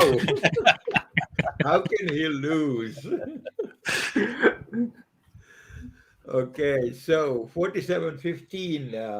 Let's look at some of the details in the heaven and hell hotel services. Here's a picture of the garden promised to the pious. Rivers of water forever pure, rivers of milk forever fresh, rivers of wine, a delight for those who drink, rivers of honey, clarified and pure, all flow in it. They will find fruit of every kind, and they will find forgiveness from their Lord. How can this be compared to the fate of those stuck in the fire, given boiling water to drink, and that tears their bowels? Yep. By the way, my version Rips their says guts apart. it says in parentheses that the wine will not make you drunk. That's an important. Although another note, drinking wine is still halal under Islam when this verse was said. Chronologically, the complete ban on drinking alcohol is not happened yet. No, not yet. But you've got So rivers And of the wine. and it's sorry, a the honey, the river's honey are yeah. more liquidish than the one we know. So you can actually swim in them if you wish. Yeah, I guess getting stuck in a honey is not good. But by the way, in the previous surah that we were reading in 57:21, it also describes this garden as being as big as the heavens. One of my versions clarifies that this means as big as the universe, and I just want to point out that it would collapse into a black hole if the garden was that big. It would, and then how do you put all the trees in there? Because you need to, Not have, in the doomsday. In the doomsday, all the universe laws will change to something different from what we know now. You need to be careful with that. Of well, you course, There will have not you be a have black hole in the judgment day. you have to it can be go as big there. as You literally have to go there to make this happen. yeah. Yeah, rivers of wine. I can't drink wine. There's don't have a river of beer. Do I have to? And do they have spicy chicken legs? Do you have to go to hell for those to get them hot enough? Yeah. Yeah. To get them hot enough to get to you, Aaron, you definitely need to go tell. See some of the videos that came out of the atheist forum. Oh God. I can't believe you got your hands on that thing. This is the end. Yeah, I'm surprised that I took a sip of it. Jesus. That was brave. extraordinarily bad. You're brave. Yeah. Anyway, back to the subject. Yeah. All right. So 19 is my next note, unless somebody has an objection. I have a note on 18. Yes. And well, I just want to read my notes, and correct me if I'm wrong, because it wasn't very clear for me, so I had to look this up. It talks about the signs that indicate the proximity of the end of the world. So I have to research this, and the signs are divided in major and minor, as I understand, and they are as follows. The major signs that the world is going to end is the apparition of the false Messiah. It says Al-Masih ad-Dajjal. Al-Masih ad-Dajjal. Dajjal. Yeah, Okay. the fake Messiah, Al-Masih ad-Dajjal, correct. Yeah. Okay. Then it says the return of Jesus. Yeah. After him, it'll come Jesus to get everybody straight. You're right. Okay. And then it talks about Gog and Magog, and I didn't understand that part. Is it like a group of people, or? It's a Let group of me people. explain that to you, if I may. There is nothing in the Quran says that you will receive some sign, a huge sign that the judgment day is coming. Okay, the Qiyamah. Now, the Jahabizit or the Muslim apologists actually interpret that into two parts: the early sign and the late sign, which is definite. Now, the early sign we see in many forms. One of them, you see the Arabs start to build a lot of high buildings. They are wandering about with a lot of monies, and they move naked, and they were coming from nothing to something. That is, and you will see a lot of adulteries and you name it. You see that's the early sign. The big sign, what you mentioned, Gog and Magog, is the people that Alexander or the Iskandar al-Qarnayn, which was mentioned when the Jews asked Muhammad. The Jews asked Muhammad, "Can you tell us something about it?" And it's got story. The one who sees the sun sinks in a muddy water, that's the guy.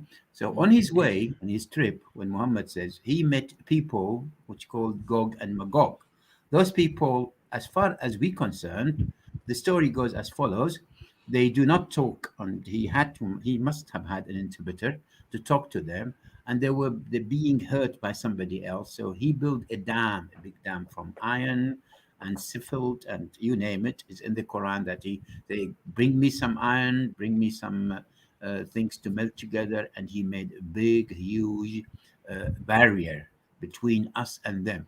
They're still alive, as far as Muslims, Sunnis, and I think Shias believe in the same. And they're still somewhere, either within the earth or outside the earth. We don't see them. I don't know why. Huge people, and every day they start to knock this barrier down. But by the time it gets in the morning, they get so tired, and they says we're going to finish it next day, and always next day they do the same. They keep doing that till the doomsday and the judgment day, just before or after, I don't know. The same day they'll manage to knock that down, and they will all come to open, and we're going to face them face to face. Yeah. That's what Gog and Magog is all about. Or they go to Boeing and buy a few airplanes and fly over the wall. So even the splitting of the moon is one of those signs. Oh no, the splitting of the moon is it says اقتربت الساعة وانشق القمر. They says it is one of the very early signs that happened early 1400 ones, yeah. years ago. Yeah. Yeah, it's exactly what Jesus claimed and what Paul after him claimed, that the signs are here. The sky is falling. It is the end, and it's exactly the same mistake every final prophet will claim, because every prophet claims to be the final one. There's all Jesus did that, and Muhammad did that, and all of those profiting in air quote claims to be the final one, because that's the way to scare people, is to tell them that everything you know is going to end unless you follow me. I will save you. So he will claim, and all of a lot of those claims that Muhammad gave, some of them are made up later on, way later on, because a lot of them came in hadith. The only ones that did not, like the big major things, which are like they're not gonna happen. Which one of them is the sun will rise from the west rather than the east. Again, thinking that the sun is the one that revolving around the earth, it's not the other way around. Um, Another sign, that those are the major signs. There's big ones, and all of them is not going to happen because all of them define logic and physical laws. Yeah, there's So something.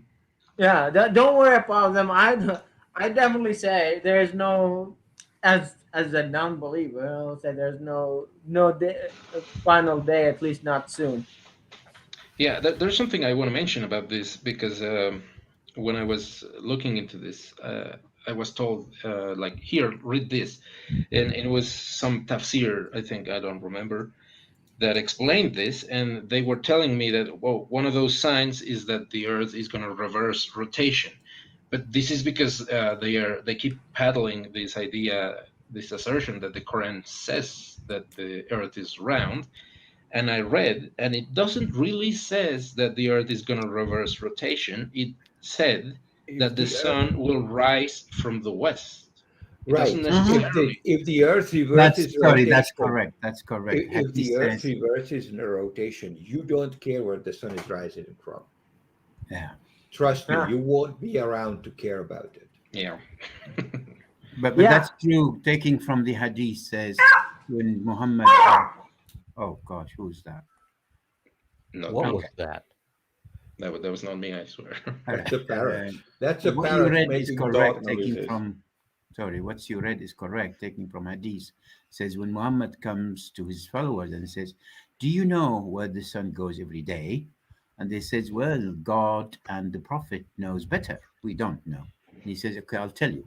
It goes under the throne of Allah to prostrate, and every day it will be given the permission to go back as usual from the east to the west.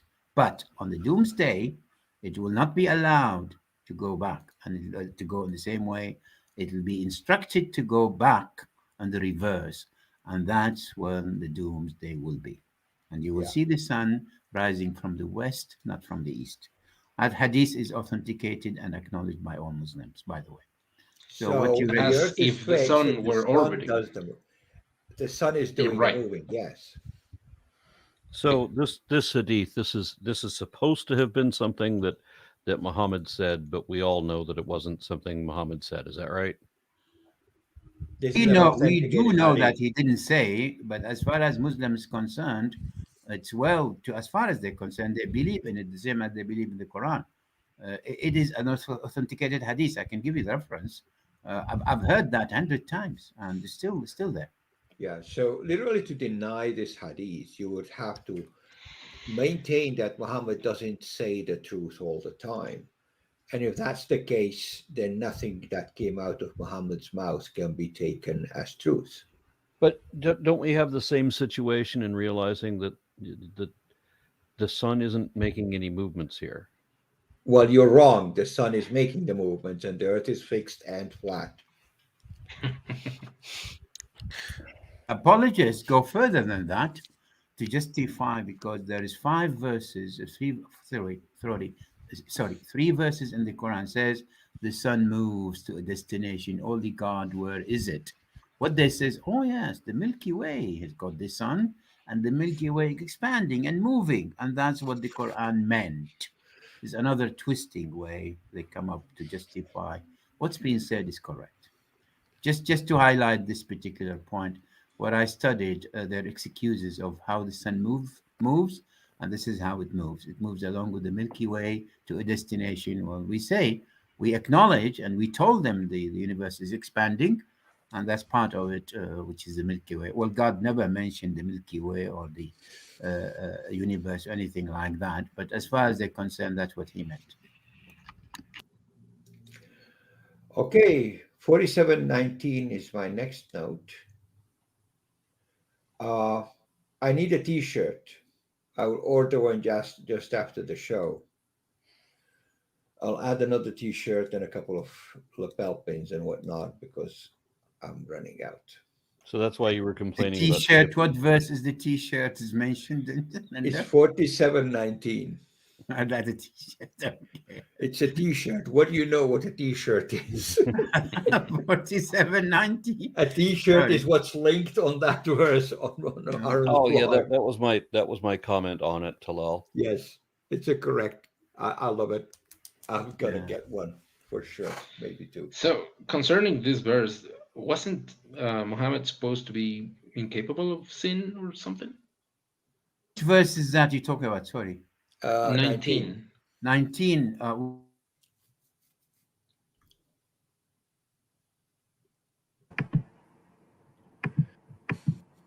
Everyone is a sinner, and it's not the original sin that Christian believe in, but everyone have a sinful behavior. Some are Including major, including Muhammad. Some are major, like Not believing.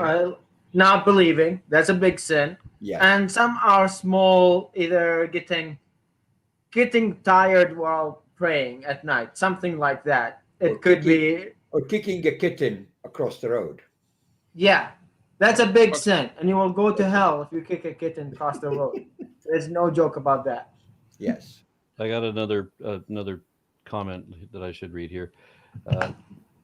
This is Tafsir Jalain explained the transition from flat Earth to spherical Earth.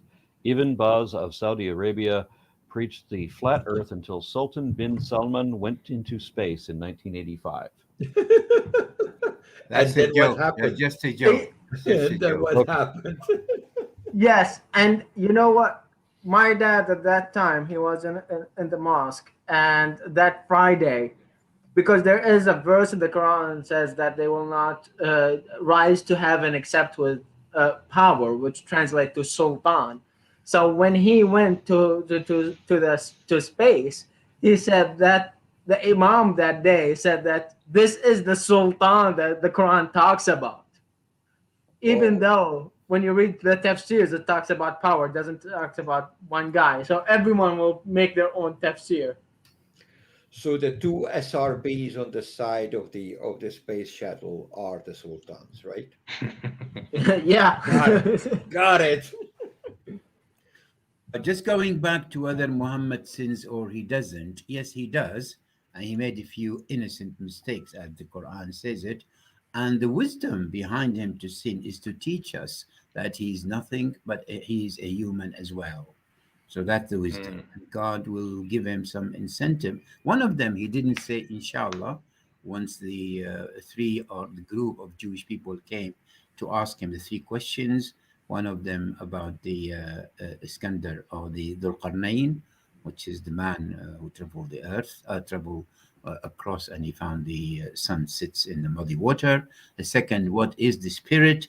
And the third is the people of the cave. And he didn't say to them, well, if God willing, he said to them, I'm going to come back to you with the answer tomorrow. Well, that's the story. And it's been acknowledged on all, at all level of Muslims. And because he said, God, if God willing, he didn't say that. God has stopped the revelation for him. They said 15 or 20 days. And he came down with the verse, you should not utter anything that you're going to do without if God not willing or willing.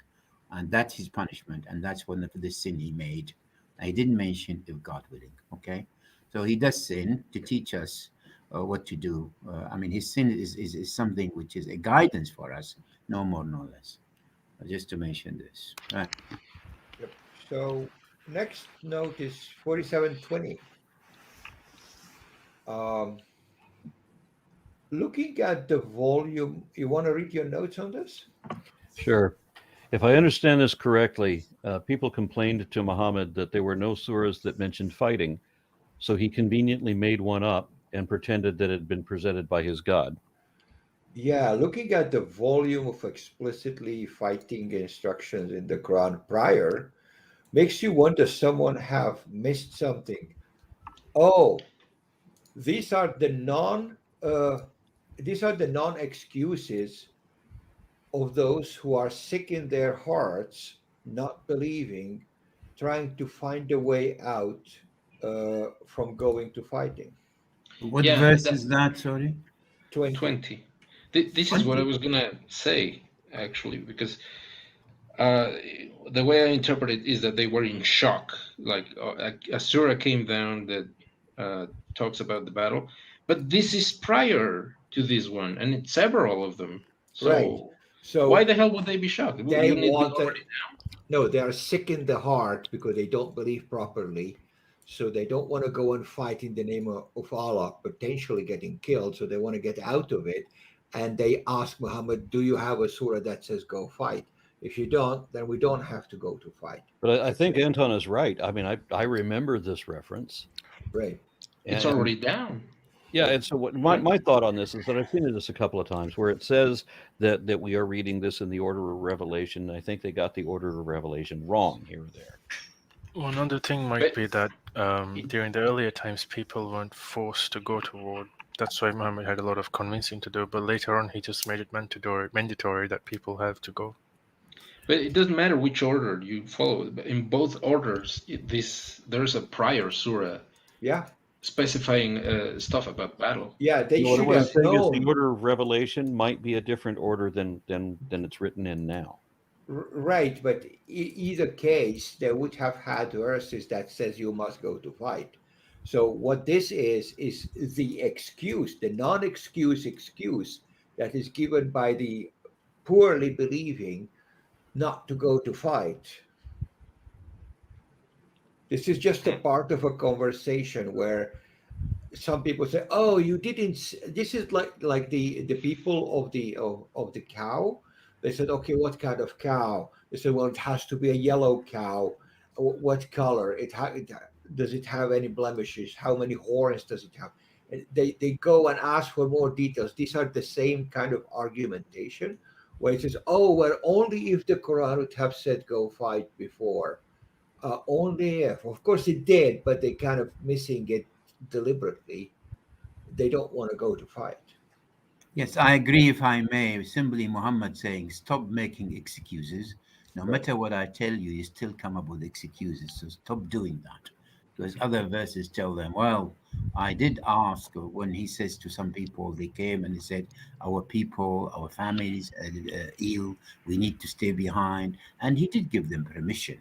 Then the verse came, how on earth you gave them permission, and you should justify or what do they say, testify and make sure that those excuses or their excuses were genuine. Muhammad didn't do that, so he got the blame for this, by the way.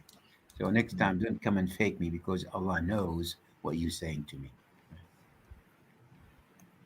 All right. So my next note is 26, unless somebody has anything else to say before that. 25. Yeah, 25. I have Okay. It talks about us. It says those that have been ارتدوا على أدبارهم من بعد ما تبين لهم الهدى. It's the people who have switched or returned after they have given the guidance. Basically, have changed their religion. The it's all because the devil had enticed them and eased their way out. So it's nothing. It's nothing. It's nothing that the Quran or the because the verse before it says read the Quran and learn it. So it's nothing wrong with Islam. The only reason you changed your religion and became an ex-Muslim is because the devil made you do it. And who let the devil out of heaven to entice us? And Yeah, who didn't exactly. smite him dead immediately? Yeah, that He was gave him that was the immortal life. arrangement. That was the arrangement that Satan made with God. So God is dealing with the devil, Yep. making deals with the devil. So my So note after reading this, I just want to mention it quickly. If it's Satan now, the one who's changing our minds and not God, wouldn't that mean that we deserve forgiveness? Us, Only the in a ones that. principle Sorry, universe. come again. Come again. Wouldn't that mean that we deserve forgiveness if it's the devil, the one that's making us apostates? You bet. You bet. Yeah, And but God then will do then the will devil. forgive us. He will reveal that in Doomsday that we are the people who use our brain and believe the devil, and that's absolutely you bet. I go along with that. I I don't know because I don't know the brain of God or the nature of God if He will forgive us or just leave us be or whatever He's gonna do. If there is an afterlife or whatever Yeah, the that is situation if I is. meant if there is a God and Judgment Day. If Yeah, I yeah. wasn't saying If it's according to the according to the Quran, according to Muslim beliefs, uh, Antoine and Aaron maybe have a chance of forgiveness. Maybe uh, ex-Muslim, there is no chance of forgiveness because it have we already knew the way, the truth, and decided not to take it. oh well, So we'll have to hope for the best, Mubarak. Let's Yeah, there just was yeah, hope for the a best. surah or so. You and I, let's just hope for the best, okay? Yeah, in the last couple of lessons, I saw an ayah that said that God will not forgive those who were Muslim and then turned away and then became Muslim again and then turned away again. Yep. Now, the implication there is that maybe you could be forgiven for apostasy once if you become Muslim again. I like that. Thank you for that. Ho- Thank you for that However, hope. Thank you for that hope you gave us. when when we were reading that, Bogey raised a point that was a very good point. That according to the rules, and this is what he said. After the first apostasy, your head would already be rolling. So there is You no don't. point. Right. yeah, that's the thing is when because you have to remember again when you read the Quran, you read it. You try to read it in the place it's and the time is going on. By that time, is Muhammad have his power and control over his little city state. So there is people who claim to be Muslim, but they are not really Muslim. They're just there. So it's like, okay, well, my dad decided to become Muslim, so we're Muslim now. You know, those one of the situation, or people who want the to pretend and deceive other people to be for other reason beside being true believers. The claim of of Islam, and a lot of people when they leave that town, well, because at that time Muhammad had no control beyond that city state. People will leave, be like, I don't care, I don't believe in you anymore. I'll go and be like do whatever I wanted to do before. So he's dealing with those people around him. So there's a lot of things going on. Okay. 26. Heresy. obeying some of the Quran's instructions, but not all of them, is not acceptable. Um, it's just that's the statement that it makes. Mhm. Yeah. And then we can go to 27. And 27, I have a thing here that I think this might be the basis of the torture of the grave doctrine. Can we look at it again, see if that's It says, reasonable? "How will they feel when the angels take them in death and beat their faces and their backs?" That's a pretty gnarly spanking, if you're going to ask me. Yeah.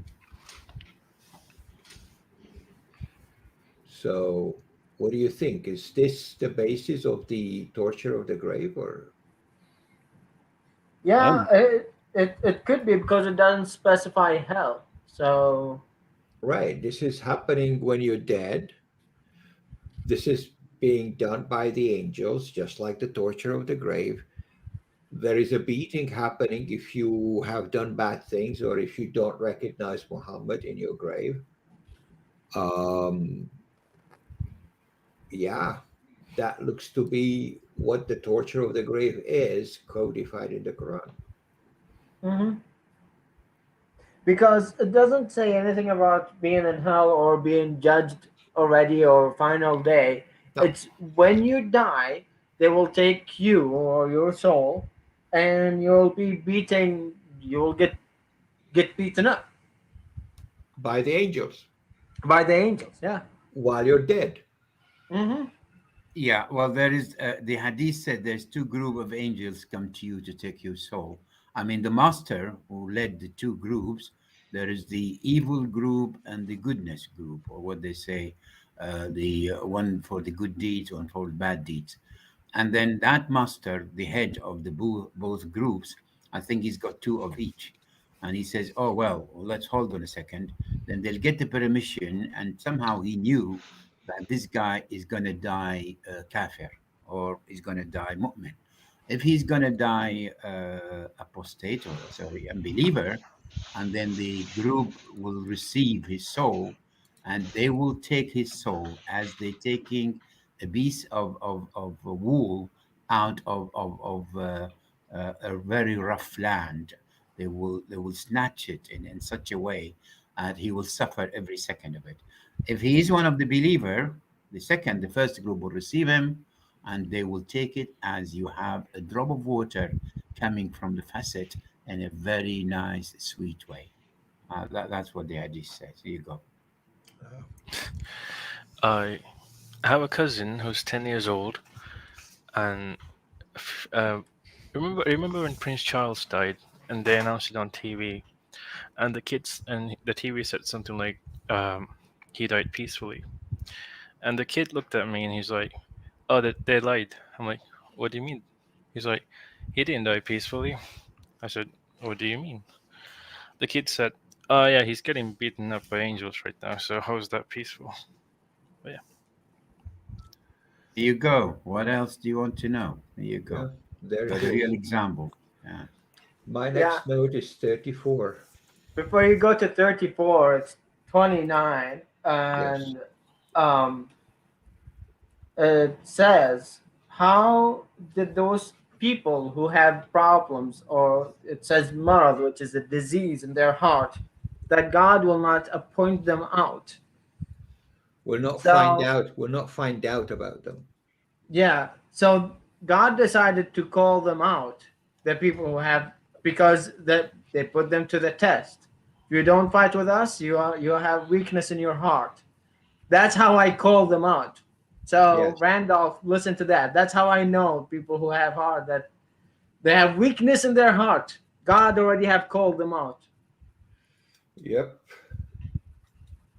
Just quick respond to a comment. Yep. 34. 34. God will not forgive those who disbelieve, bar others from God's path, and die as disbelievers. Yeah. That's Yep. unbelievable sin.